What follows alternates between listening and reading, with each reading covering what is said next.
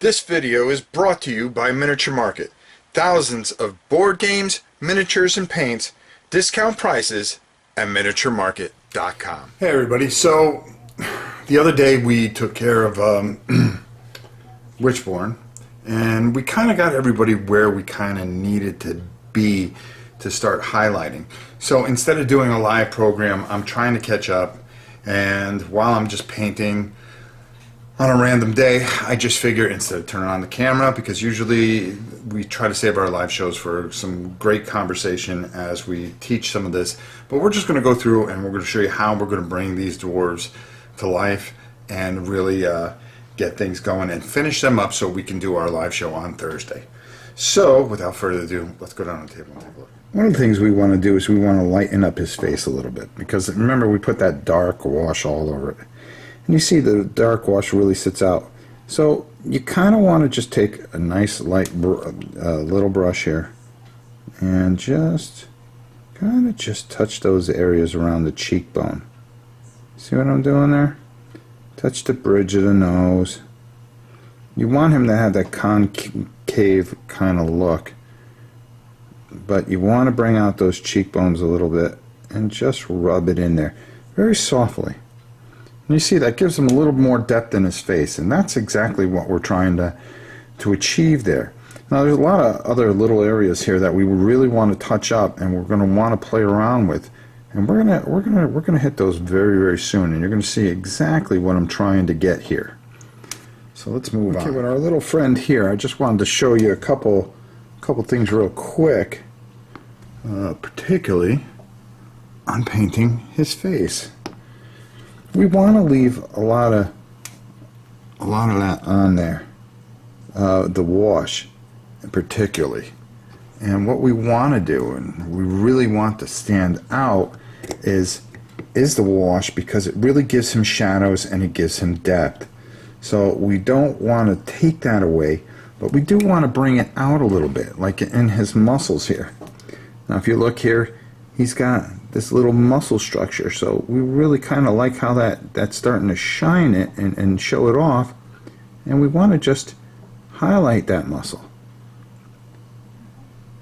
and bring it back out and just kind of work it in there so he has depth to his muscle structure, as you can see. And because the wash is so dark in those recesses, we just want to hit the high points. And you'll see when it dries a little later how it really stands out. And it's just little things like this, or working around his ears and cheekbones and things like that you can start to really bring him out. Like this particular guy that we've already done. See how just bringing out the cheekbones and really working it out there, it gives a nice depth to this guy. And before we go too crazy here, what we want to do is we want to take some Runefang steel, and as you can see, I'm just wiping it off here. I'm giving a close-up of it so you can see what the brush is like. I really want you to see that brush. And then what we're going to do is we're going to bring up one of our guys here. Hopefully he will focus in pretty quickly. Like that. There we go. And we're not going to worry about his beard and all that stuff. We're going to worry about that later. Right now our main objective is just bringing that silver and making everything that's metallic on him alive. Now you see how just putting a little bit of this Runefang on here, what it does? See how all of a sudden he really does have that metallic look? And that's what we're trying to accomplish here. And we're just dry brushing it on there. We're not taking away that wash that we worked so hard on. Now you see right there? Oops, hold on, let's get him back in focus here. There we go. If I keep my hand like that, we should be alright. And we're not worried about that rune, because we're going to put something on that rune. All we're doing is just dry brushing that over and giving it the appearance of, yeah, it's armor, but is also armor. Let's just get him up here again. And we're going to fix his hair back here, top of his helmet, really rub that in there. And you see how that rune fang really just does such a wonderful job at what we're trying to accomplish. See, I put my finger there so we can just watch how it just does what it needs to do. And it does such a great job because it interacts with the wash. The wash here, as you can see, look at the chainmail here. The wash is embedded in there, so you get that darkness. But now, over the top, that rune fang steel just really gives it a nice bit of depth. And that's all we're trying to accomplish. That's all we want to do. That's all we want to do. And just get that and really work that brush. You don't need a lot on here. You just need enough to really work what we're trying to work in here. Now we'll start filling in the gold in some of the areas. I'm going to catch up with the rest of the guys here and show you how this all works. And then you watch how we'll bring this alive, and we'll bring some of the other things alive, and really make this figure formidable for the... I just wanted to go just a little bit more with that rune fang steel, especially since I saw this shield and I thought this was just a great thing to kind of really point out what you can do after you went lead belcher, new oil, and then really worked in some of that rune fang steel. You can really get a great result out of it, especially on a shield. You know, a shield with a lot of design, hitting those edges, those tight knit areas, working in here and just working over the top of his armor, really just kind of really making that stand out. And in between the helmet here, so we get that right on top there when we add all this other stuff that we plan on adding. Really give him that dark, foreboding look.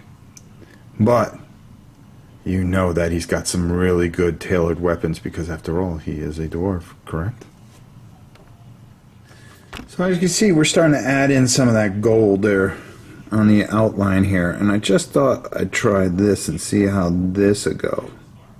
And we're taking that retribution armor, which is just such a great color to work with. It's just one of those things that works very, very well.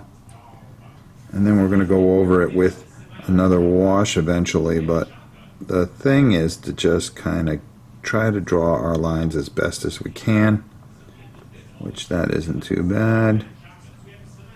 There we go. And then we can add, you know, like little things here or there, like right in here. I don't mind adding just to give it a little color, a little depth. There we go. We're going to brighten up that beard too. That's another thing that we're going to work on. What else can we do here? Well, I think that'd be red, honestly. And maybe we'll do this. We'll just add a little bit of color in here. Nice frothy mug, because God, they do love their ale, whatever they want to call it, mead. There we go. Just add that in there. You see, we'll take care of the other side here. Alright, let's try to get that in there right there, and there we go. And alright, I think that's all the gold work that we really want to get on him for now. We've got to brighten up. We've got to work on that in there. We've got a few things else that we have to work on, but we'll definitely get him where he needs to be. And one of the big things we wanted to do is we wanted to turn that copper and just give it a little bit of, just a little kick here. And as you can see, just doing that, just going over with the retribution armor, just a hair coming underneath, gives it a little bit more. Gotta remember, he uses this mug quite a bit, so it's gotta have a little wear and a little life to it. It's worn in certain areas. He carries it around with him all the time. And let me take care of this buckle and give that a little bit of shine there. Just for the heck of it, right? For the heck of it. There we go. I think that's... And then let's do this. Let's see if we can get this in here. And this, I should probably do this after I do it, but just for giggles' sake, you want to hit these things around that are holding his beard and nuts. And of course, they spend no expense for vanity. They always enjoy having things on there like that. And there we go. This guy's looking pretty decent. Alright, why don't we play with that rune a little bit, and just all you're trying to do is just touch the top, nice and easy. That's all we want. That's all we want. That's all we want. Nothing earth-shattering. Same thing with this rune. We're not trying to paint it as much as we're just trying to scrape the little symbol in there. Same thing with his runes here. Just brush, using the side of your brush and very lightly just trying to touch the top and get those runes in there. And that's pretty much how you do that, folks. Nothing earth-shattering. Alright, I'm pretty happy with that. Alright. So now very quickly, all we want to do is just get and take care of these jewels that he has on him. He's got this jewel here, so we want to take care of that one. As you can see, I just put that one on there. And we also have that jewel paint that we can use. It's kind of a glaze that'll go over. Let's see, did he have one on there? No. No. Okay, let's wait for everything to focus in here. I don't believe that he had a jewel. I know somebody else had one on here. Is it our good friend here? No. Boy, I think... Oh, no, there he is. Alright. I just picked up this guy. I thought we had another guy with a jewel on. Oh, it's this guy here. There we go. Come on, Rob. You could do better than this. And we just want to get that jewel there. And just kind of ease that in there for a little more depth. And there we go. Let's take care of that blue tonic too while we're at it. Alright, we're just going to take that blue that we used beforehand, and we're just going to fill it in there. And if we made any mistakes, we're going to fill those in as well. When that dries, that'll give us a nice look, and that's exactly all we're trying to accomplish here. Nothing fancy, let's just get it to the table. That's what I say. And if we wanted to, we could light this up a little bit and really kind of make this shine out. As you see, I'm taking a little ceramic white here, and I'm just wiping it along the beard. It goes over the gray very nicely and really brings out a highlight in his beard. And that's what we want to do. That's exactly what we're trying to do. Let's make sure that we get this in focus, especially this guy here. You know, because his whole selling point is basically that beard. So making sure that we don't lose too much, we're just kind of lightly, just kind of working. We're working that whole beard, working the top of the ponytail into the back here. We're not worried about anything. We're just working that in there, and that's going to help bring out this guy perfectly, as you can see. And just giving him a nice bit of depth, and that's all we can ask for, right? A little bit of depth. There we go. As you see, we pretty much got these guys all set. We'll get them based up.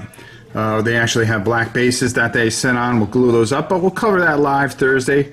I just wanted to show you some of the things that we were going to do with them, how we bring them back out a little bit. We got a little more work, but we're going to save it for Thursday. So I hope you guys will join in as we take on our second clan. So we're all set to go on Saturday, and that's the most important thing. So we'll just crank it out. As you saw, this was not a hard process. It's a basic.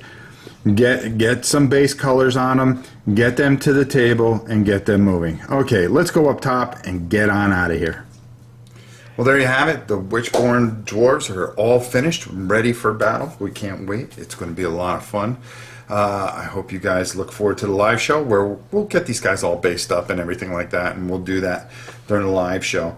But as far as having them ready for battle, they're right on. So there we go.